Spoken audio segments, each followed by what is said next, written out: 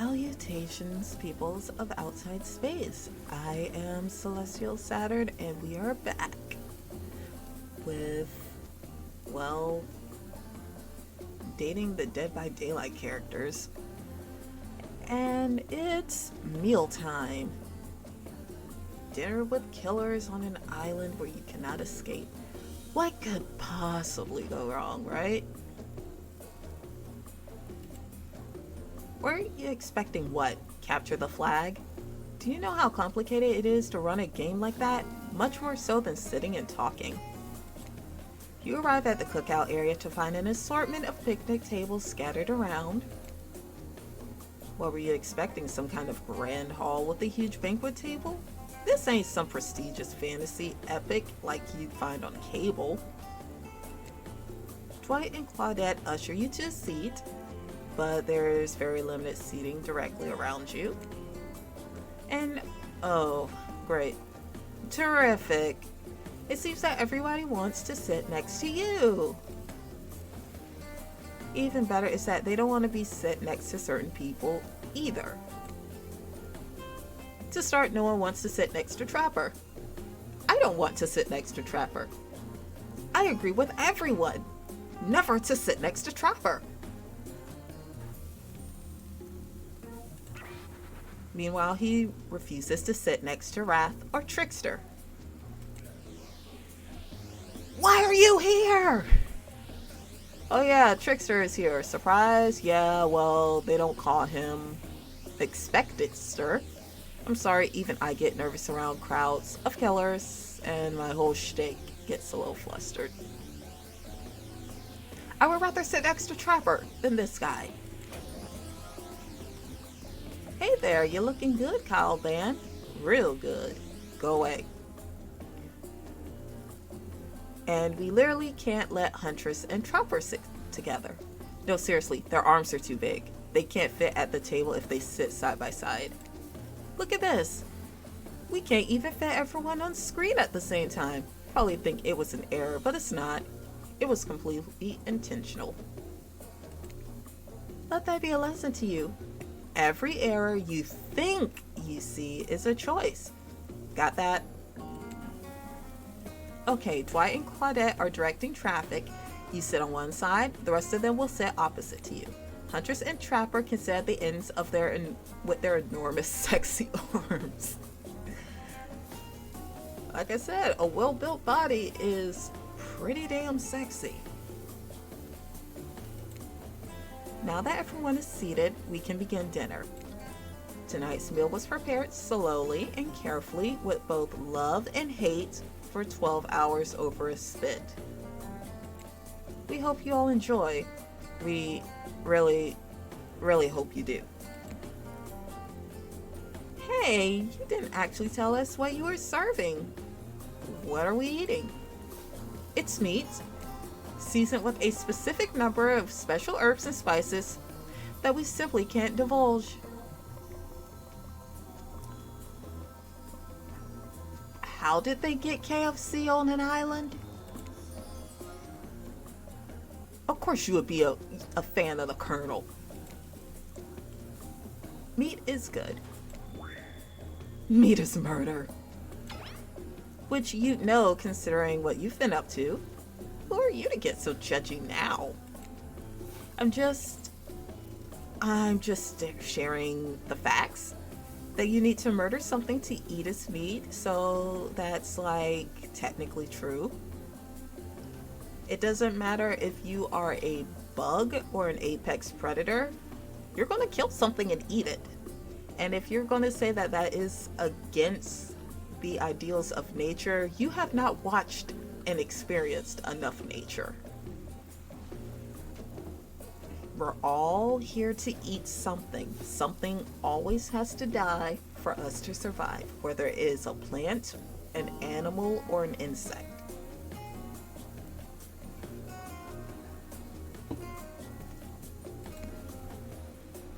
Technically true is the best kind of true.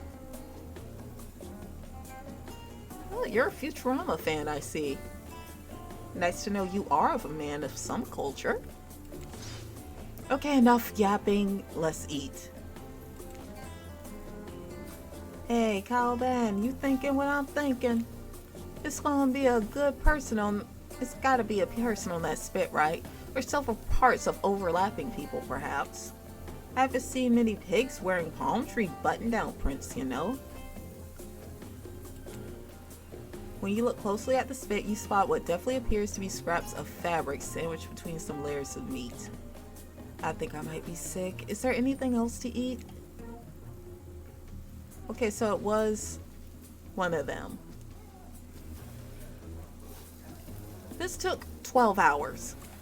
And we do literally everything on this island.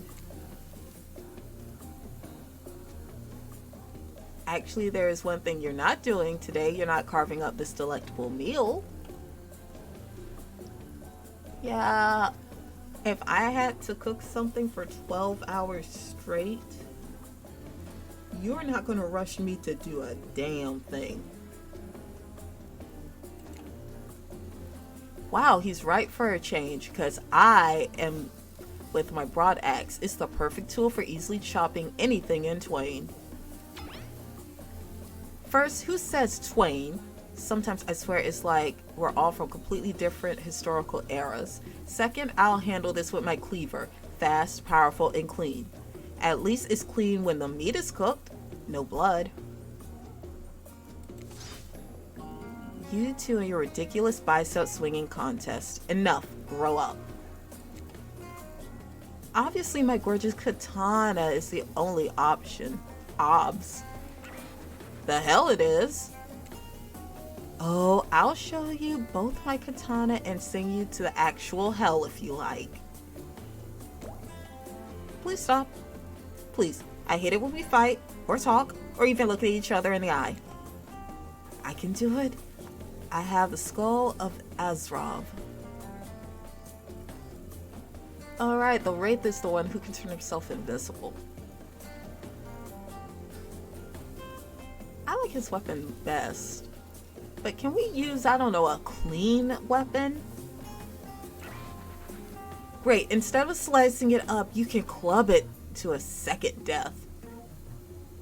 Even I can understand that bullshit look on your face. Hey Calvin, I know this isn't about what you want to eat, but hurry up and volunteer to carve up Felix. I mean dinner. Oh my god, which survivor was Felix? Otherwise, this could go on for hours. No hyperbole. They was arguing over who had the most effective weapons for 72 straight hours. And it doesn't matter which one does it. When they're done, they'll take even longer cleaning their weapon, all while explaining the value of maintaining your tools. At least they keep them clean. Despite being a bunch of cold-blooded killers, for some reason they're always terrified of tinnitus. Of tetanus, not tinnitus. Why is it this one I can't read? Hey, why don't you just let me carve up dinner? Splendid idea. We hate for it to go cold. He hated when it got cold. Here's the machete, freshly sharpened. Uh-huh. I remember this. Press the spacebar to stop the pointer while over the target to win. Fail to land on the target and you will lose. To achieve perfect success, land on the start of the target area, not at the end. Isn't this like the game that they usually did on the generators?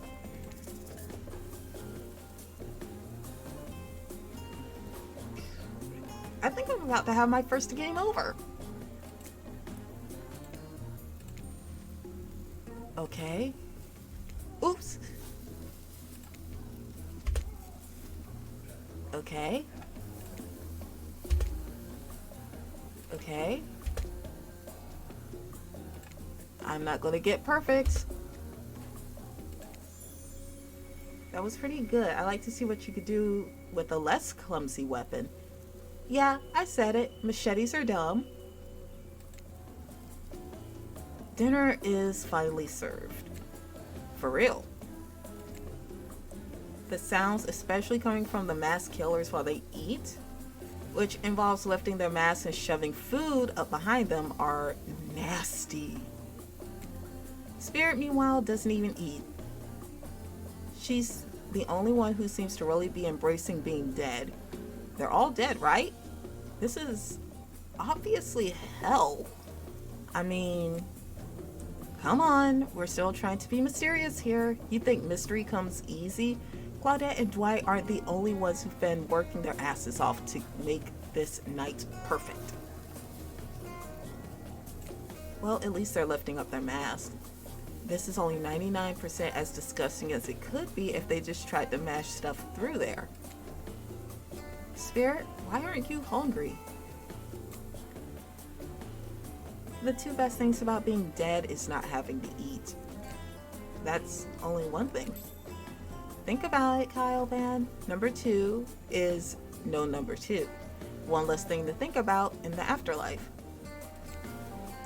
Even if I want to eat, I have no idea what would actually follow. You might have noticed I am mostly just a bunch of dismembered body parts floating in a spectral form. Do you see how deep this cut on my abdomen is? I don't think my digestive tract connects anymore. Between the food and the behavior of the group, this might be the worst meal in history. But even worse, they're staring at you. You're not eating, and they don't like it. I think they want an explanation as to why. What do you tell them?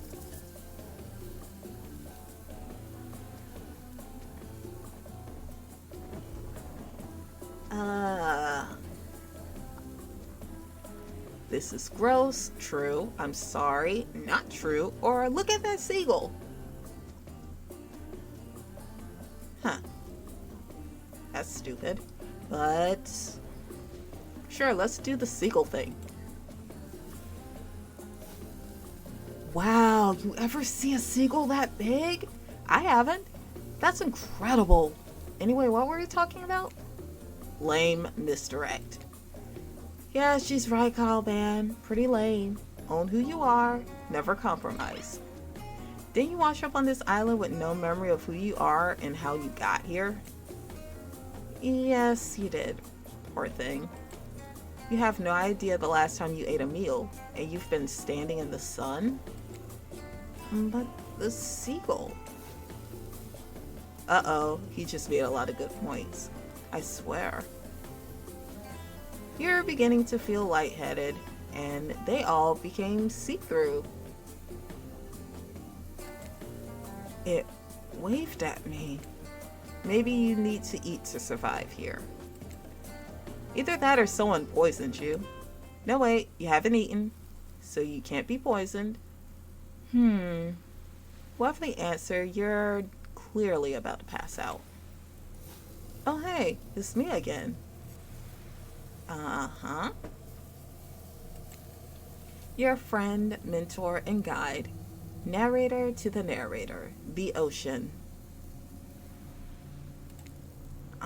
Not sure how I feel about the characterization, but I'll allow it. I brought you here, and I might be the only one who can help you now. There's only one thing you must do to survive. You have to figure out why you really are here. No one can tell you unless you follow the right path, or at least a right path. There's too many of those to count. Hopefully you can pick at least one of them. Because there are even more wrong paths. Many of them lead to your demise. Others lead to something even worse. Do I get married to Trapper or something? Starting scenes over and having to fast forward back to where you were. Am I right? If I have to do that, I'm going to go through this game and punch you. For this place holds many secrets, even from itself, but one that truly matters can only be learned if you answer the most important question. Why are you here? To play a game that seemed very convoluted. Why are you here? Because I am bored. Answer that and you'll learn the truth. The ultimate truth. That I'm just a simulation in a simulation playing a simulation of a simulation. Vague and mysterious. I gotta give it up to this ocean character. That's some quality early game storytelling. And a blackout. You wake up to find Spirit holding your limp body gingerly and pouring cool water into your mouth. Don't you just love the ocean at night? I do. Staring out over the vast darkness of the ocean really validates the feelings inside me that we're all truly insignificant and the only thing worth pursuing is revenge. Yeah, I would never date you, but I definitely would want you as a ride or die.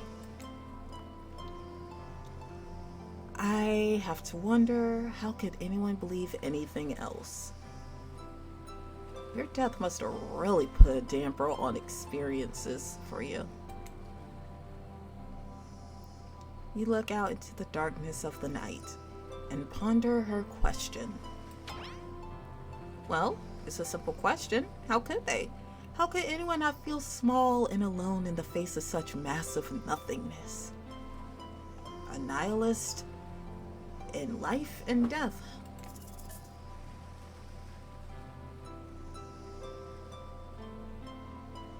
You found someone special. I used to feel that way, small, unimportant, alone. But lately, not so sure. I've started to feel different. I've started to actually think that maybe this island is where I might meet someone special. You look at Spirit, who has turned from the ocean to look at you while you speak on this topic, and she's clearly so passionate about.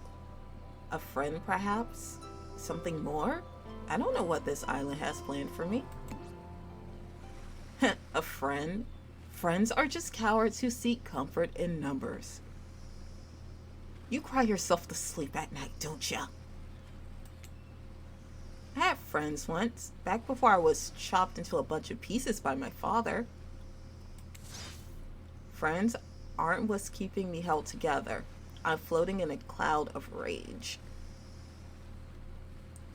Okay, new plan. We go back to the mortal realm or to an afterlife and find your dad. And we settle this once and for all. Sounds good? I'm fine with helping with vengeance. That's no problem. And maybe you can have some closure and fix those daddy issues. Maybe.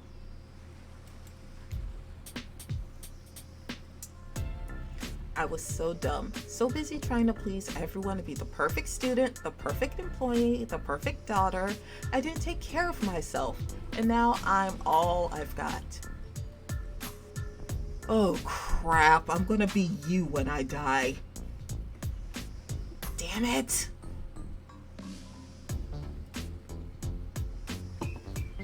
I wasn't seeing a person, I was seeing my future. First of all, I got distracted from my true purpose, my destiny, the purpose that was sitting inside me my whole life. Okay, this might sound silly, but she looks around to see if anyone else is on the beach.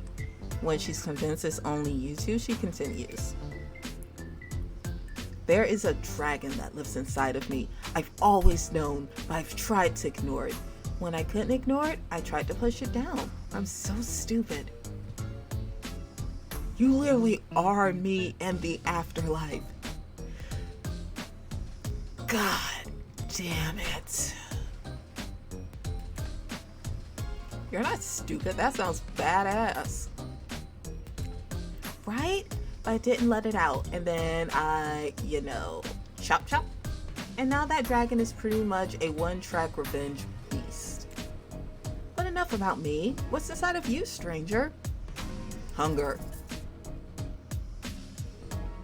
Nothing but darkness. No dragon, just a lot of fire. I like that one. No dragon, just fire. A raging inferno, in fact. begging to burn this whole place to the ground if I let it out. Maybe I am the dragon?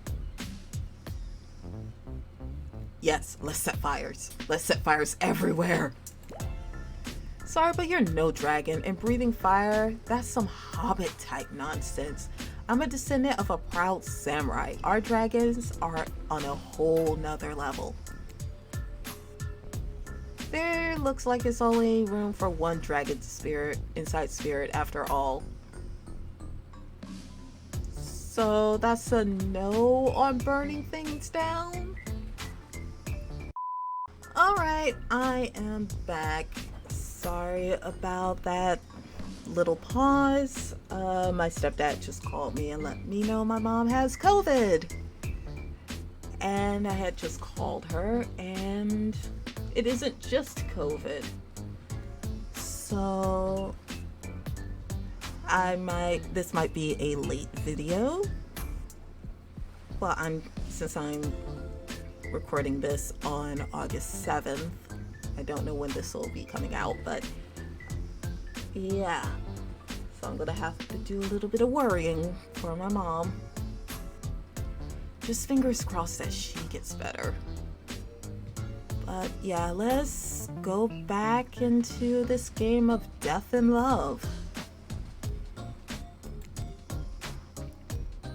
Just as things are really heating up, you hear a flurry of footsteps behind you and you quickly spin around, ready to fend off whatever new danger has popped up on this strange island.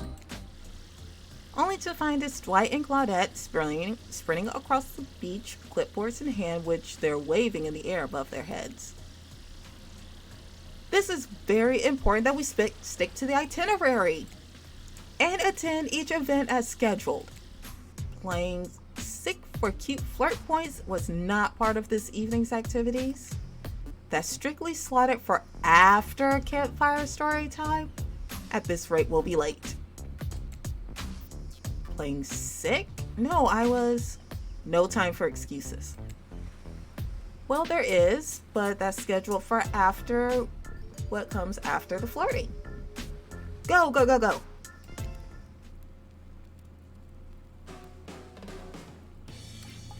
Once everyone was gathered at the fire pit, Dwight and Claudette quickly made an announcement.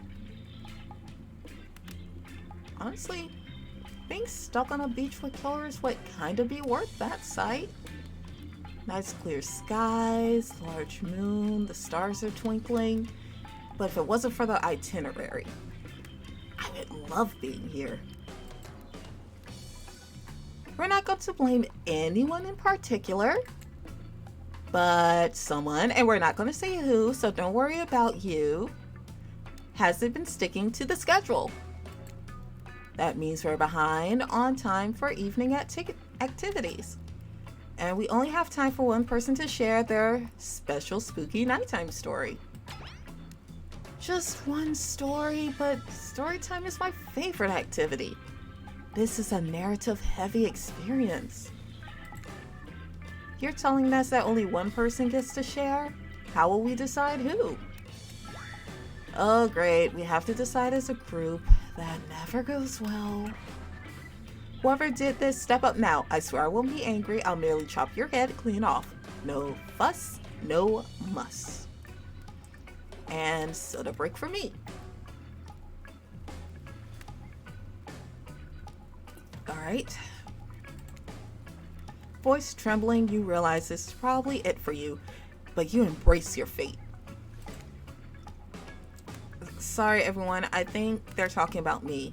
To be honest, I don't understand how this whole schedule thing works. I guess I lost track of time while I was passed out.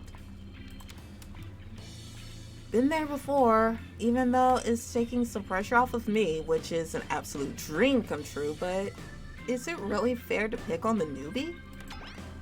Seriously, has anything ever happened on schedule, even once? Damn it, Donald, if you try to flex that authority gimmick one more time, so help me, I'll snap your head off so quick, and then I'll drown you in his blood, Cynthia. Fuss and muss are back on. You two know I love to hack, slash, and slice. What the heck is Donald and Cynthia? We all know you love to kill. It's almost all you talk about. Nobody named any names. Who even knows any names? Not us. I renounce my name. Who's Donald? Who's Dwight? Who even knows anymore? Call me nobody. But we still gotta get started on the story time. They actually changed their name to nobody. Caliban, who do you think should go? Damn it, that's the name. Please pick somebody quickly so this tropical vacation doesn't end into a bloodbath. I want the poet laureate over here to give me something. Come on, Wraith.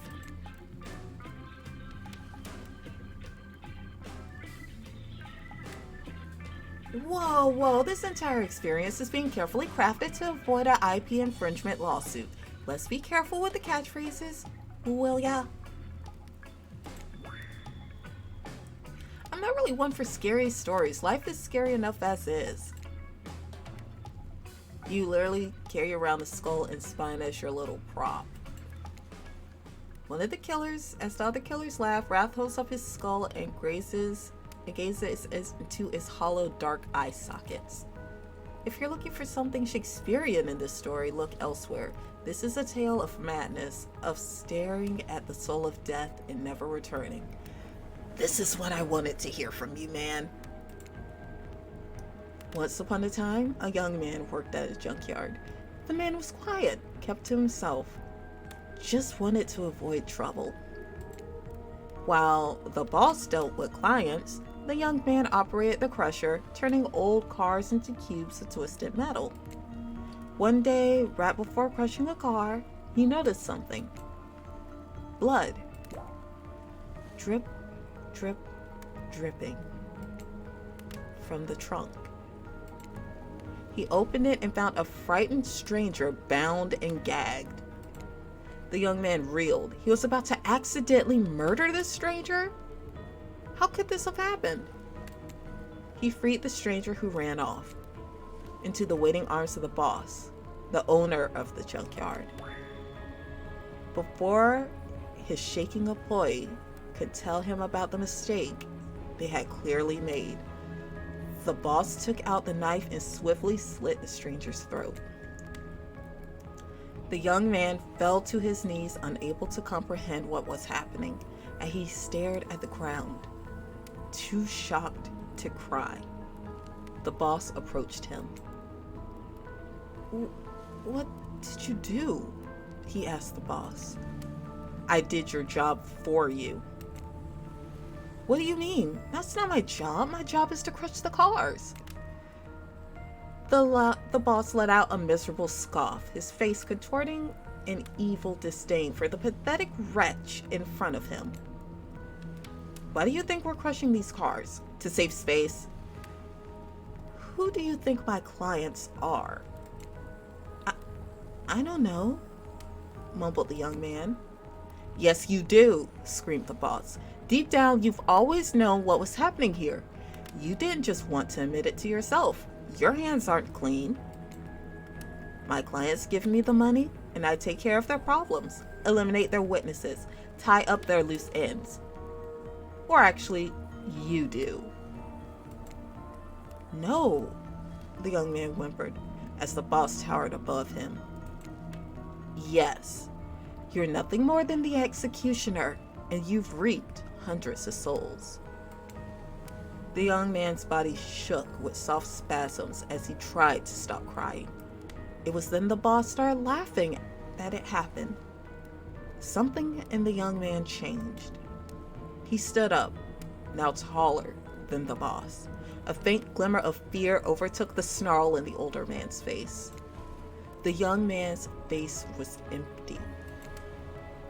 Empty as he grabbed the boss's throat and dragged him to the car in the crusher. Empty as he picked up the boss and stuffed him inside. Empty as he slammed the trunk down on him, its stupid fat head sticking out, begging for mercy. Empty as he started the machine, staring at the boss and a sniveling, crying, wet face. Empty as he grabbed the boss's head, dug his fingers in, piercing the skin.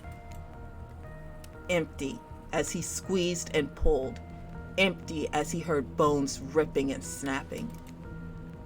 But when the boss's head, still attached to his spine, pulled cleanly out of his disgusting sack of a body, he smiled.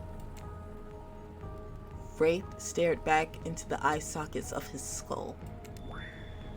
It doesn't matter how good you are, how innocent, how kind, how full of love you once were. When you look into the eyes of evil, you'll surely go mad. An awkward silence falls upon the room until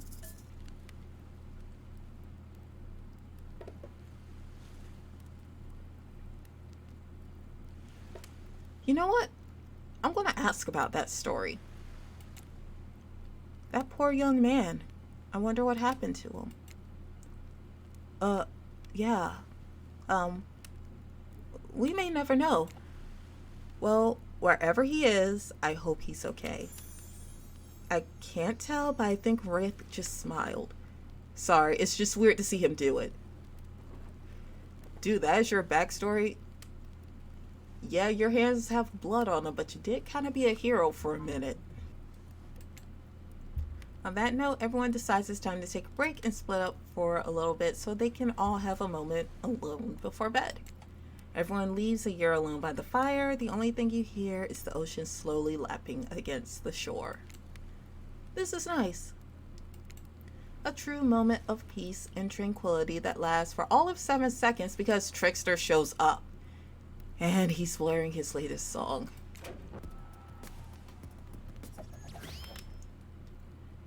Hey babe, you look lonely. Mind if I join you? He doesn't wait for an answer. I don't like you.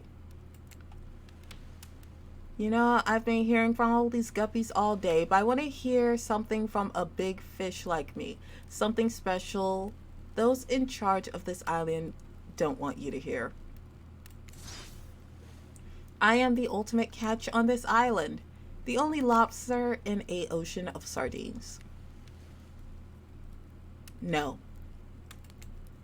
No one can give you what I can. I don't care. You just have to find me. No, thank you. Come find me, baby. Trickster leaves, and you're a bit confused as to what to make of his cryptic clues, but you aren't going to get any time to yourself to think about them just yet.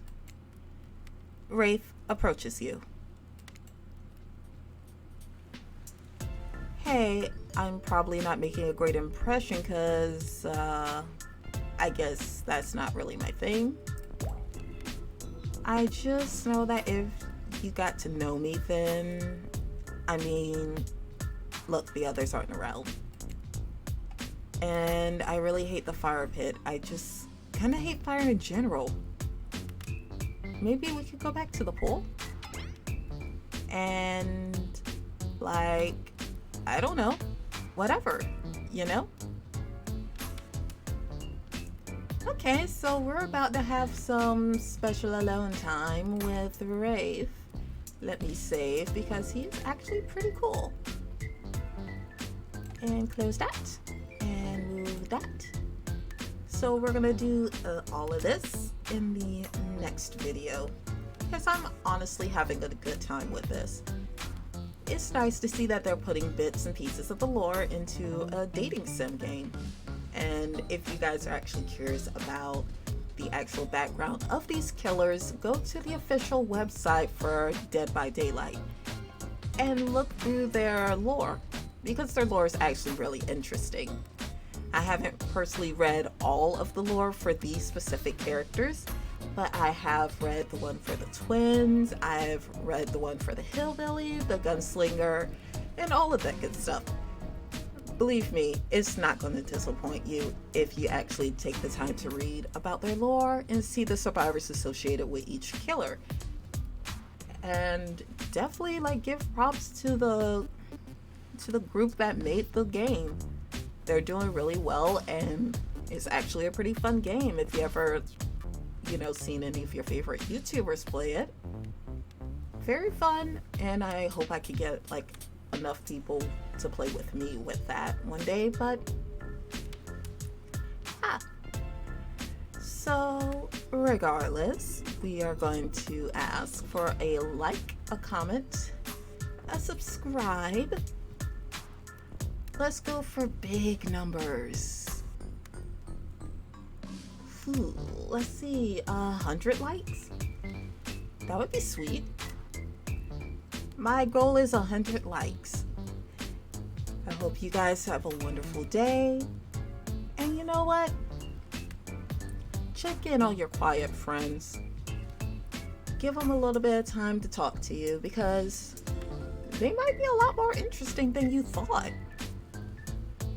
But anyways, we will continue with the very much growing on me as far as likability rate in the next video. Alrighty, bye bye.